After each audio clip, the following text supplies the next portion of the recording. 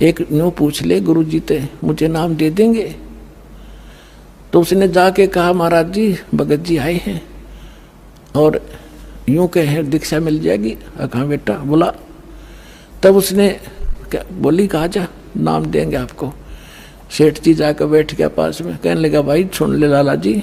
परमात्मा बोले देखो सेठ जी आप हो इन देवताओं के गणे पुजारी और परमात्मा का नाम लेने के बाद आन उपासना नहीं करनी होगी। वो कहते 100 वर्ष सतगुरु की पूजा, एक दिन आन उपासी और वो अपराधी आत्मा फिर पड़े काल की फांसी। 100 वर्ष गुरु की अनुसार साधना कर ली, सतगुरु के अनुसार, एक दिन भी आन उपासना कर ली ना किसी देवी देवता की, पिछली सारा भट्ठा बैठ जाएगा तेरा। तो वो लाला जी बोला सेठ दामोदर, कहने लगे महाराज जी मैं बाणिया हूँ और सौदा करना खूब जानता हूँ, मैंने सारा कुछ सुन लिया और सब कुछ देख लिया। आज मैंने सारे कथा सुन रखी खूब बड़ी बड़ी, जो ज्ञान आपने दिया इस पृथ्वी पर नहीं, और मैं जो वचन कराया करूँ दाता और पक्का करता हूँ आप मेरे गुरु, मैं आपका चेला। फिर कहा कि भी देख मैं दानक और तू लाला जी, कल न तेरी बरादरी वाले भी तुझे धिक्कारेंगे। ने बोला जी मुझे नाम दो और आप साथ रहियो दास के, जो होगा सो देखी जाएगी, मुझे दीक्षा दो। और परमात्मा ने कहा कि और उपासना नहीं करोगे फिर किसी देवी देवता की, नहीं तो नुकसान हो जाएगा। लेकर नाम और परमात्मा का हाथ से चित्र बनाया करते थे, वहाँ जब का हाथ से बनाया करते थे सब जगह मिला करते थे। वो फोटो ले गया, जो विधि बताई थी विधान वो शुरू कर दिया आपने। फिर कुछ दिन के बाद वो कई दिन सत्संग सुने, फिर व्यापार में जाना था तो सभी वो दूसरे व्यापारी भी साथ थे।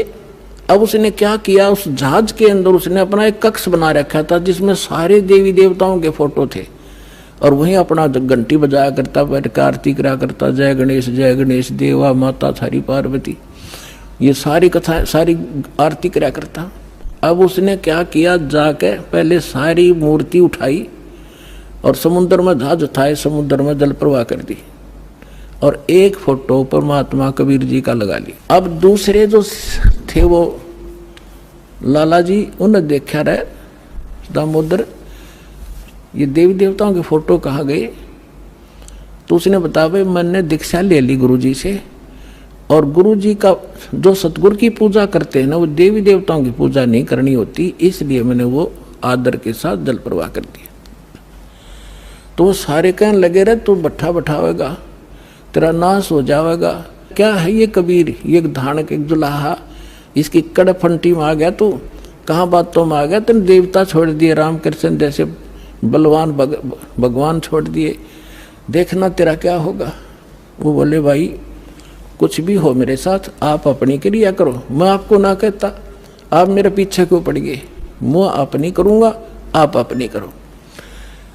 अब उस दिन उसके बाद उसको कबीर कहने लगे कि यूँ आ गया कबीर, दामोदर कहना छोड़ दिया। ने बोला भाई कुछ भी कहो, थारी भी जी पवित्र है, भगवान का नाम लेते हैं, ठीक है मुझे मालूम है तुम किस विषय से कह रहे हो, कोई बात नहीं। अब वो चले गए और सब अपना माल लाद के बच्चों समेत जा रहे थे कुछ तो, क्योंकि 3-3 4-4 महीने वापस आया करते थे। जब वापस आ रहे थे पूरा माल लाद के और बीच में जब आ लिए समुद्र के, एक भयंकर साइक्लोन उठा, तूफान, समुद्री तूफान 30-40 फुट ऊंचा होकर और इतनी 200 किलोमीटर प्रति घंटा की स्पीड से चला करता, जहाज का तब निशान भी ना पाओ उसमें कित पड़ा है। और देख लिया उन नबी, क्योंकि छोटे मोटे तूफान कई बार ऐसे होते थे, वो उनको पता था ऐसी स्थिति थी बहुत भयंकर होती है। उन्होंने देखा तूफान उठ गया भाई, शाम का समय था, बिल्कुल सूर्यास्त होने वाला था। अब इतना भयंकर तूफान उठा, उन्होंने देखा कि वो तो भाई हो गया, काम बिगड़ गया। और तो थोड़ी बहुत तूफान दूर था, समुद्र में हलचल पहले शुरू होगी और जहाज डगमग करने लगा जो बुरी तरह। अब सारे अपने अपने देवता ने याद करें, कोई राम ने, कोई कृष्ण ने, जो भी जिसका इष्ट था, और दामोदर शांत बैठे। अब सब घबरा रहे थे, घिघी बंदगी, बच्चे मरे, सारी संपत्ति का नाश हुआ था। तो वो कहने लगे दामोदर आप क्यों नहीं अर्ज करते अपने गुरुजी से कि मैं क्या करूँगा, मेरा गुरुजी तो गरीब सा व्यक्ति है, मेरे भगवान, और आपके इसे ताकतवर भगवान जी ने पहाड़ तक ठा लिए, आप बच्चों के उड़ा मैं बच जाऊँगा, आप कर लो अपनी अर्ज। जब उन्होंने देखा कोई जतन काम नहीं कर रहा, उनमें एक वृद्ध लाला जी था, नो क्या कर भाई, क्या कर सतगुरु का भगत तगड़ा हो से, आप एक वे अर्ज कर दो। ने बोला तुम बैठ जाओ, कदे बीच में फिर नो को महाराज ने सुन ली थी, अग बैठा को नहीं जाता, तो कर लिया रजम बंद हो जाते। तब दामोदर ने कहा था, हे परमात्मा आपका ज्ञान समझ में आ गया, और मैंने आपकी महिमा का घड़ी गा रखी है, और दाता मुझ नीच के, ठीक है आप तो समर्थ हो, सक्षम हो, कुछ भी कर सकते हो, अगर आज कोई उक चुक होगी मुझ नीच के कारण होगी, मेरे में कोई त्रुटि होगी, मैं आपकी मर्यादा ठीक नहीं कर पाऊंगा, हे परमात्मा आपकी बेइज्जती का कारण ये दास बनेगा। न्यू कह के बेहोश हो गया, अर्ध से पुकार के। इस बात ने सोच कर मैं तो बहुत क्या करता, परमात्मा न्यू कर दिया, उसका न्यू कर दिया, उसके ऐसे कर दिया। इतने समय में अंधेरा हो गया, रात के 8-9 बज गए, और चांदनी रात्रि थी। तूफान ऐसे बैठ गया जैसे छाड़ा सा वहीं का वहीं, नो का नो धरती।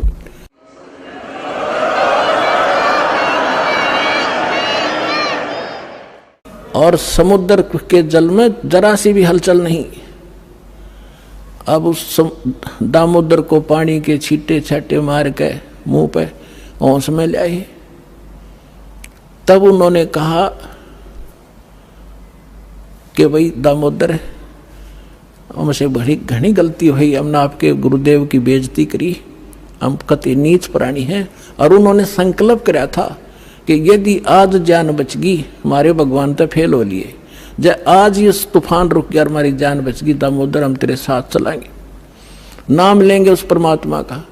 तब दामोदर को कंधे पे बैठा लिया उन लालाओं ने, हर ने बोले बोलो दामोदर की जय। ने बोला नहीं, जय बोलो जिसने यो काम कराया है, बोलो कबीर परमेश्वर जी की जय हो।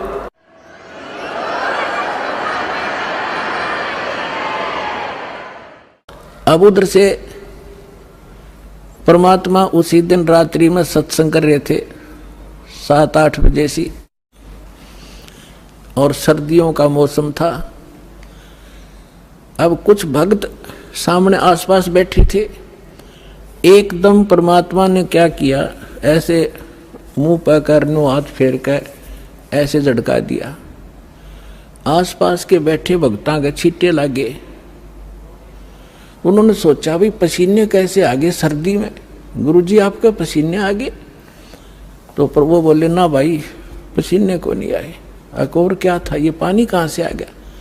कि मेरे भगत का जहाज डूबा था, दामोदर सेठ नहीं था, भी नाम लेके गया था, हाँ जी, उसका जहाज डूबा था भाई, अब वो उसने बचा कर आया हूँ।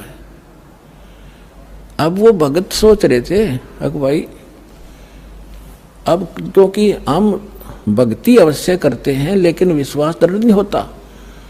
और परमात्मा कहते हैं कहा हो तो हरि नाम से, जब मन में नहीं विश्वास, बिना विश्वास के जो भक्ति करते हैं वो सफल नहीं होते हैं। तो वो कच्चे से थे और मन में उनका न्यू थी, ऐसे ही शब्द गा रहे थे, ज्ञान सुना रहे थे, पसीने आगे होंगे, हमारे सामने बैठे और वहाँ कैसे समुद्र में जहाज बचा के आए हैं। वो तो बात कही आई हुई। अब वहां से जब वो चलकर आए सेठ, 1-2 दिन और लग गया उन्होंने। उस दिन फिर सत्संग हो रहा था। वो पहले अपने घर गया, घर जाकर पता चला कि मेरी धर्मपत्नी भी उड़े जा रही है, सत्संग में गई हुई है। और सारे वो सेठ ने बोले पीछे घर जावांगे, और सारे बच्चा ने साथ ले रहे, पहले अब परमात्मा का उपदेश लेंगे जब घर बढ़ाएंगे। अब हमारा बाकी आज का जीवन, आज के बाद का जीवन उनका ही हमारा। और सारे वहां चलेंगे, सीधे वहां 15-20 लाला जी उनका परिवार। अब क्या हुआ, अब उधर सत्संग चल रहा था, वही भक्त मिले जुले से वो आया करते उस क्षेत्र में, तो सारे वही बैठे। और पीछे तय क्या हुआ, वो सारे के सारे जाकर बाहर खड़े होकर जय हो पाबंदी छोड़ कबीर साहब की, जय हो भगवान कबीर साहब की। परमात्मा बोले रे बाहर कौन शोर कर रहा पता करके आइयो। अब जो ही वो बाहर गए भगत पता करने आंगन से बाहर, तो उन्होंने देखा दामोदर को, वो सब जाने थे क्योंकि वो आते जाते थे सत्संग में। तो उन्होंने आकर बताया जी दामोदर सेठ आ रहा है और उसके साथ और कई लाला जी हैं, सेठ हैं, और आपका दर्शन करना चाहते हैं। बोला बुला लो भाई, क्या बात होगी। वो सारे आगे चरणा में अपने दंडोत प्रणाम करें। हे भगवान, आपने दया कर दी, हमारे जीवन रक्षा कर दी। परमात्मा, हमसे बहुत भूल हुई, हमने बहुत गलती की, आपके भक्त को बहुत सताया, टॉर्चर किया, इसको माफ़ करो हम अपराधियों को। भगवान, आपने हमारी जान बचा दी, हमारा जहाज डूबता आपने बचा दिया। परमात्मा बोले क्या कह रहे हो भाई। और परमात्मा चाहो थे जिनका मन में शंका थी, वो उनका भ्रम निवारण करने के लिए सच बताओ सारी कहानी क्या हुआ था, कि भगवान ऐसे ऐसे हो गया था। हमने अपने सारे जंतर मंत्र कर लिए थे, कोई राहत नहीं मिली। फिर हमने आपके भगत पे आराध करी थी, इसने आपको पुकारा के मंत्र पढ़ा यू दाने, यू बेहोश हो गया आपको पुकार के। तब कहा बेटा मैं ही वहां पहुंचा था और आपकी रक्षा करी थी, और आपका अब सौभाग्य है कि आपको इस संकट आपके लिए वरदान से दोगा कि आपके समझ में आ गई और आप यहाँ आगे दीक्षा लो और अपना कल्याण कराओ। सभी ने नाम लिया, उनका कल्याण हुआ। बोलो सतगुरुदेव।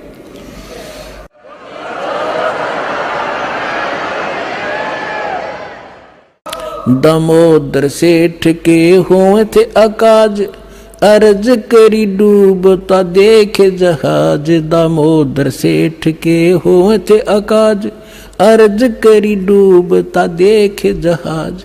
लाज मेरी रखियो गरीब नवाज, समुद्र से पार लंघाने वाले। लाज मेरी रखियो गरीब नवाज, समुद्र से पार लंघाने वाले। धन धन सतगुरु सत कबीर भक्त की, पीड़ मिटाने वाले सत साहिब। यदि आप भी कबीर परमेश्वर के भक्त हैं तो इस वीडियो को लाइक करें और चैनल को सब्सक्राइब करें। सत साहिब।